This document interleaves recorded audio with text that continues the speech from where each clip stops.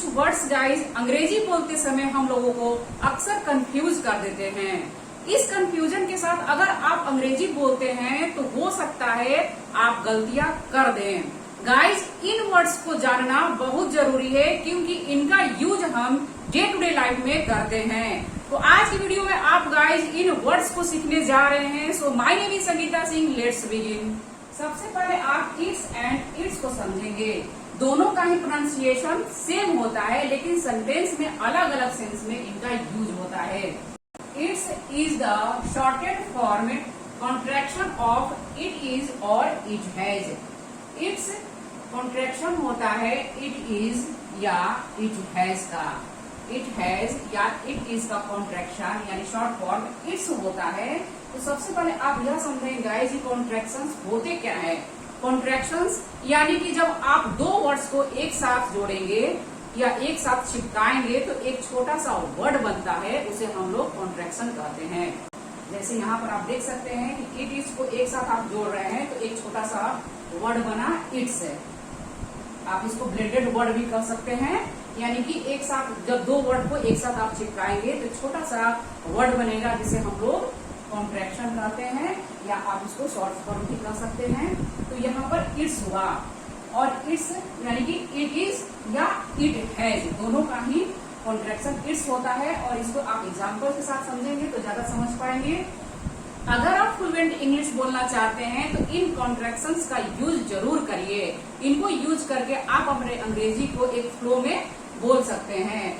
तो यहाँ सबसे पहले आप समझेंगे it is a sunny day today. तो इट इज के जगह पर आप क्या बोलेंगे, it's a sunny day today.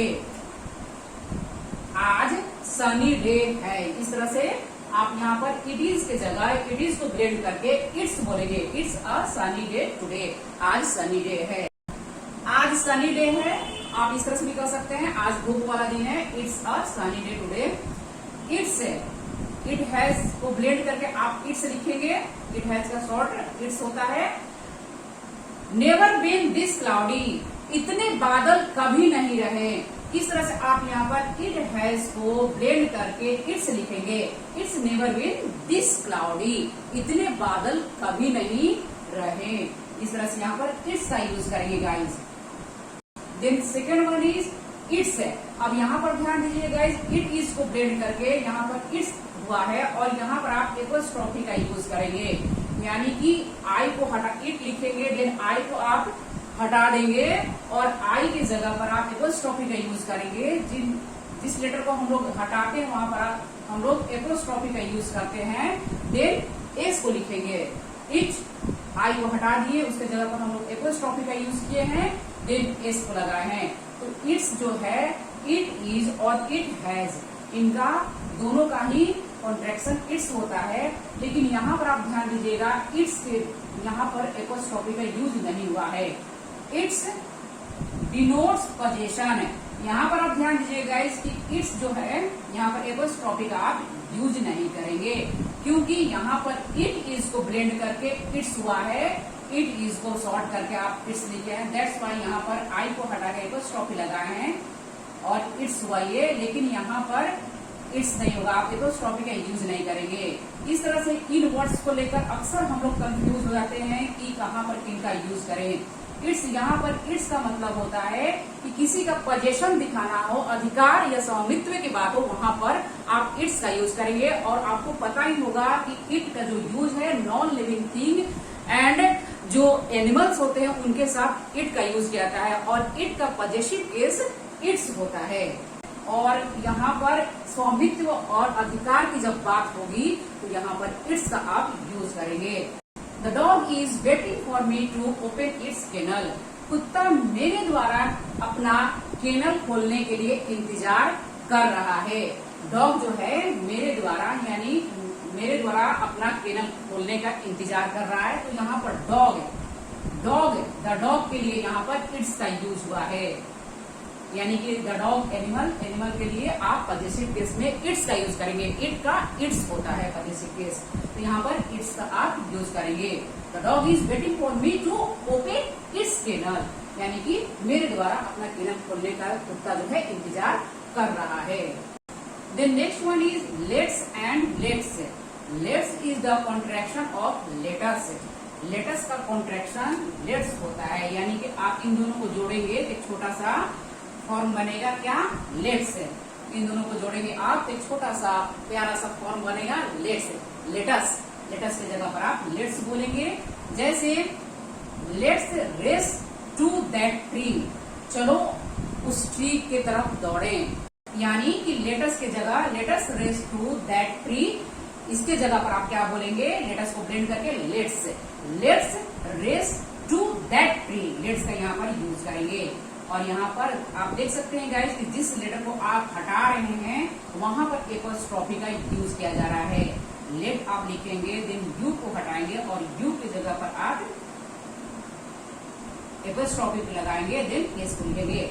Latus की जगह आप क्या बोलेंगे, let's, let's race to that tree, उस ट्री के तरफ हम लोग दौड़े।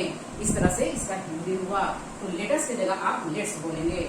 Let's race to that tree, चलो चले उस पेड़ की ओर दौड़े। लेट्स गो नाउ, चलो अब चलें। इस तरह से लेटस के जगह पर आप लेट्स का यूज करेंगे।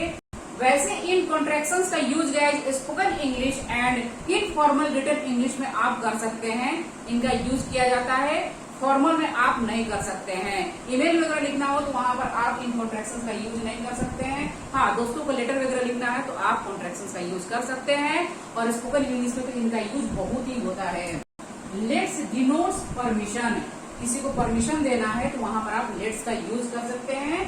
लेट्स का यूज परमिशन के लिए किया जाता है। यहाँ पर लेटर्स को ब्लेंड करके लेट्स लिखेंगे, चलो चले ये करें, लेकिन यहाँ पर लेट्स डिनोट्स परमिशन है, यानी कि परमिशन के लिए आप लेट्स का यूज करेंगे और यहाँ पर एपोस्ट्रोफी का यूज नहीं करेंगे।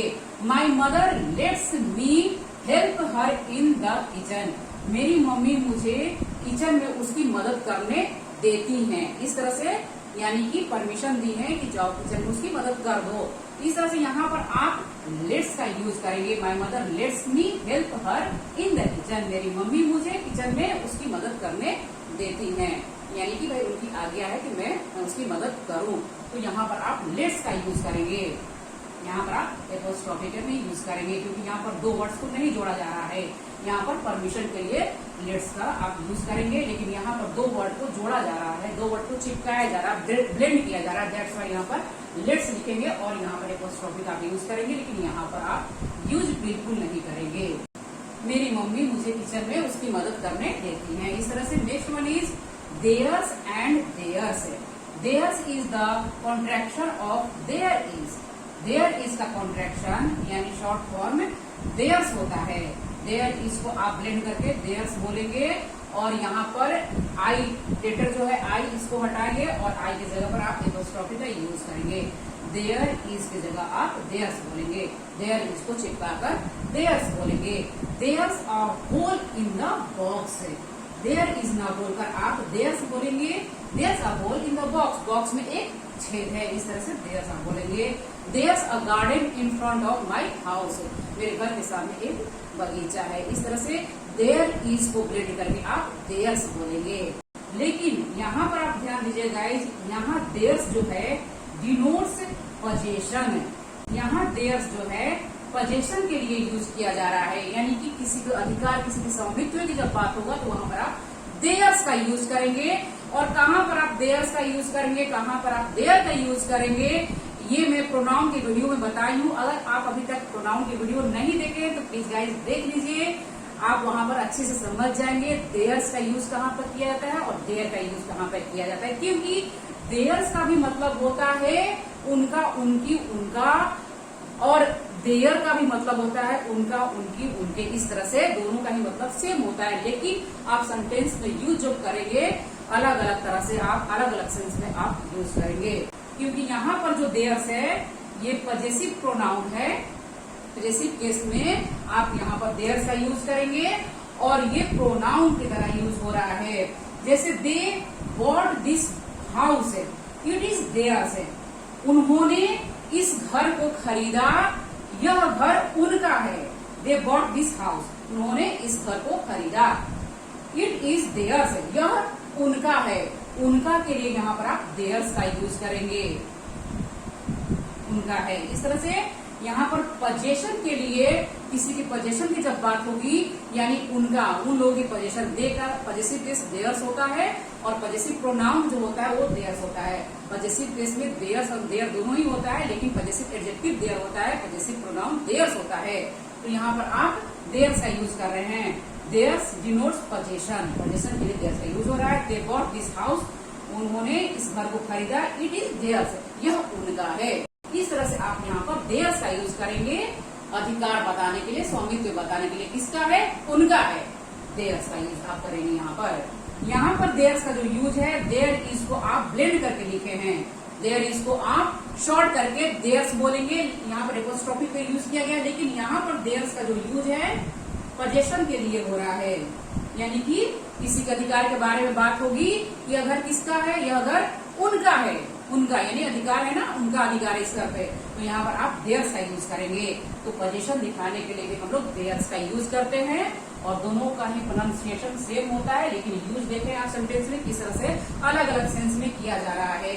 There, their and there. इस तरह से गाइस आप देख सकते हैं कि ये तीनों वर्ड्स कितने कंफ्यूज कर रहे हैं। कहाँ पर देयर का यूज करें, क्योंकि तीनों का ही प्रोनाउंसिएशन सेम है, लेकिन इनको सेंटेंस में अलग अलग सेंस में आप यूज करेंगे। जैसे दे आर, ये देयर जो है दे आर का शॉर्ट फॉर्म है देयर। दे और एक को हटा के आर ही आप लिखेंगे। एक को आप यहाँ से हटा रहे हैं तो स्टॉपिक का यूज करेंगे। दे आर को ब्लेंड करेंगे तो देयर होगा। डन। दे आर का शॉर्ट फॉर्म यानी कॉन्ट्रैक्शन देयर होता है। They are going to the museum on Friday, वे लोग फ्राइडे को म्यूजियम जा रहे हैं। तो यहाँ पर गाइस आप देख सकते हैं कि दे आर को ब्लेंड करके आप देयर बोल सकते हैं। स्पोकन इंग्लिश में बिल्कुल गलत नहीं होगा। They are going to the museum on Friday, वे लोग फ्राइडे को म्यूजियम जा रहे हैं। इस तरह से दे आर को ब्लेंड करेंगे तो देयर होगा। लेकिन यहाँ पर गाइस देयर डिनोट्स पोजेशन, यानी कि पोजेशन दिखाने के लिए आप देयर का यूज करेंगे। दे का पॉजेसिव केस में देयर होता है और देयर पॉजेसिव एडजेक्टिव होता है और यहाँ पर देयर पॉजेसिव प्रोनाउन होता है। एग्जाम्पल्स के साथ समझेंगे guys. Their horse was tied to the tree. Their horse, यहाँ पर देयर जो है पॉजेसिव एडजेक्टिव है, क्योंकि इसके बाद नाउन का यूज हुआ है और यहाँ पर देयर जो है ये पॉजेसिव प्रोनाउन है। दोनों का ही मतलब होता है उनका, उनकी, उनके। इस तरह से मतलब दोनों का सेम होता है, लेकिन यहाँ पर देयर पॉजेसिव एडजेक्टिव है और यहाँ पर देयर पॉजेसिव प्रोनाउन है। Their horse was tied to the tree, उनका घोड़ा पेड़ से बंधा हुआ था। इस तरह से यहाँ पर देयर का आप यूज करेंगे और इसका मतलब होता है उनका, उनकी, उनके। उनका पोजेशन दिखाने के लिए किसका घोड़ा, उनका घोड़ा। इस तरह से यहाँ पर आप देयर का यूज करेंगे। Their horse was tied to the tree, उनका घोड़ा पेड़ से बंधा हुआ था। इस तरह से यहाँ पर देयर का यूज करेंगे। और यहाँ पर देयर का use guys, there means in that place.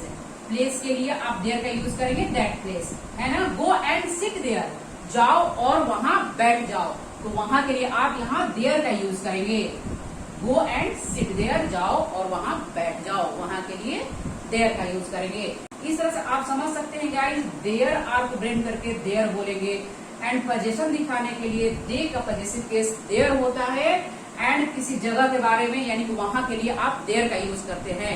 Existence के लिए भी गाइस देयर का यूज किया जाता है, यानी कोई भी चीज की होने की जब बात हो तो वहां पर हम लोग देयर का यूज करते हैं। जैसे once upon a time there was a king, यहाँ पर देयर का यूज किया जाता है। अब हम गाइस वियर एंड वर को समझेंगे। वी आर को आप ब्लेंड करेंगे तो वियर होगा, यानी वी आर का कॉन्ट्रैक्शन जो होता है वियर होता है। जैसे वी आर ना बोलकर आप बोलेंगे wear exhausted after the long walk, हम लोग लंबी सैर के बाद थक गए हैं। इस तरह से आप यहाँ पर वियर का यूज करेंगे। वी आर का शॉर्ट वियर होता है। Wear exhausted after the long walk, हम लोग लंबी सैर के बाद, लंबी वॉक के बाद थक गए हैं। इस तरह से आप यहाँ पर वियर का यूज करेंगे। लेकिन यहाँ पर जो वर है, were is the past tense of the verb to be. Verb to be का पास्ट टेंस वर्ब होता है। जैसे प्रेजेंट में इज आर एम होता है, तो पास्ट में गाइज वॉज और वर्ब होता है। सिंगुलर सब्जेक्ट के साथ वॉज का यूज किया जाता है और प्लूरल सब्जेक्ट के साथ वर्ब का यूज होता है। तो वर्ब जो है वर्ब टू बी का पास्ट टेंस फॉर्म होता है। जैसे we were gathering berries yesterday, हम लोग कल जामुन इकट्ठा कर रहे थे। कोई भी काम पास्ट में हो रहा था यह बताने के लिए हम लोग वॉज और वर्ब का यूज करते हैं। तो चूंकि यहाँ पर वी सब्जेक्ट प्लूरल है, दैट्स वाई यहाँ पर हम लोग वर्ब का यूज करेंगे। वी जो है प्लूरल है, दैट्स वाई यहाँ पर वर्ब क्रिया जो है प्लूरल जाएगी, यानी कि वर्ब का यूज होगा। इस तरह से गाइस आप देख सकते हैं कि पास्ट में कोई भी काम चल रहा है यह बताने के लिए हम लोग वर्ब का यूज करते हैं। लेकिन यहाँ पर आप देख रहे हैं कि वी आर को ब्लेंड करके वियर आप बोलेंगे। यहाँ पर आप वियर का यूज करेंगे और यहाँ वियर होगा और ये जो वर्ड है वर्ब होगा। पास्ट में कोई काम चल रही है और सब्जेक्ट प्लूरल है, तो वहां पर आप वर्ब का यूज करेंगे। Then next guys who's and whose. Who is का कॉन्ट्रैक्शन हुज होता है, यानी कि हु इज को आप ब्लेंड करेंगे तो हुज होगा। सेंटेंस के साथ कुछ देखते हैं guys. Who's that girl with long hair, कौन है वो लंबे बालों वाली लड़की। इस तरह से यहाँ पर आप हु इज न बोलकर आप हुज बोलेंगे। Who's that girl with long hair. और यहाँ पर हुज गाइस डिनोट्स पोजेशन, यानी कि अधिकार के लिए भी हुज का यूज किया जाता है। जैसे whose notebook is lying on my table, किसकी नोटबुक मेरी टेबल पर पड़ी है। किसकी यानी पोजेशन के लिए आप हुज का यूज करेंगे, किसकी नोटबुक मेरे टेबल पर पड़ी है। इस तरह से गाइस यहाँ पर हुज का जो यूज है पोजेशन के लिए किया जा रहा है, यानी मालिक को पता करने के लिए इस नोटबुक का मालिक कौन है। इस तरह से whose notebook is lying on my table, possession के लिए यहाँ पर बात हो रही है। लेकिन यहाँ पर हु इज को आप ब्लेंड कर रहे हैं तो हुज हो रहा है, यानी कि कौन है वो लंबी बालों वाली लड़की। इस तरह से यहाँ पर कौन है, यानी कि यहाँ पर पर्सन के लिए बात हो रही है। तो अब आप समझ चुके होंगे कि हुज और हुज में क्या अंतर है, इन दोनों का यूज सेंटेंस में कैसे किया जाता है। अब आप गाइस योर एंड योर को समझेंगे। यू आर को ब्लेंड करेंगे तो योर होगा, यानी कि यू आर का कॉन्ट्रैक्शन योर होता है। जैसे I know your angry with me, मैं जानता हूँ आप मुझसे नाराज हैं। आई नो यू आर की जगह आप योर बोलेंगे। I know your angry with me, मैं जानता हूँ आप मुझसे नाराज हैं। आप स्कूल जा रहे हैं, you are going to school, you're going to school. इस तरह से यू आर को आप ब्लेंड करके योर बोल सकते हैं। एंड देन यहाँ पर गाइस योर जो है पोजेशन के लिए यूज किया जाता है, यानी कि योर का मतलब होता है तुम्हारा, तुम्हारी, तुम्हारे। इस तरह से यहाँ पर पोजेशन दिखाने के लिए योर का यूज होगा। इसी के पोजेशन के बारे में बात होगी, यानी तुम्हारा यह किताब है, दिस इज योर बुक, तुम्हारी यह मार्कर या यह तुम्हारी मार्कर है, दिस इज योर मार्कर। इस तरह से तुम्हारा, तुम्हारी, तुम्हारे के लिए योर का यूज किया जाता है। यह तुम्हारा घर है, दिस इज योर हाउस। इस तरह से यहाँ पर पोजेशन के लिए योर का यूज किया जाता है। जैसे your grandfather came to my house, तुम्हारे दादाजी या आपके दादाजी मेरे घर आए थे। इस तरह से यहाँ आपके या तुम्हारे, आपका, आपकी, आपके या तुम्हारा, तुम्हारी, तुम्हारे के लिए योर का यूज किया जाता है, यानी पोजेशन की जब बात होगी कि यह कार आपकी है, दिस इज योर कार। इस तरह से गाइस यहाँ पर योर पोजेशन के लिए यूज हो रहा है, लेकिन यहाँ पर यू आर को आप ब्लेंड करके योर बनाए हैं। तो आई होप कि गाइस अब आप समझ चुके होंगे कि ये जो वर्ड्स है किस तरह से कंफ्यूज करते हैं अंग्रेजी बोलते समय हम लोगों को, और रिटन में भी बहुत कंफ्यूज कर रहे हैं। तो आज के बाद आप इनको लेकर कभी भी कंफ्यूज नहीं होंगे। आज के बाद आप अंग्रेजी बोलने में कभी भी मतलब अटकेंगे नहीं, कभी भी फंसेंगे नहीं इन वर्ड्स को लेकर। वीडियो कैसी लगी गाइस कमेंट करके जरूर बताएं। अगर वीडियो अच्छी लगी हो तो प्लीज लाइक जरूर कर दें, चैनल पर नए हैं तो सब्सक्राइब कर दें और साथ ही साथ अपने दोस्तों में शेयर कर दें। आज के लिए बस इतना ही गाइस, नेक्स्ट वीडियो मिलते हैं, तब तक के लिए थैंक यू।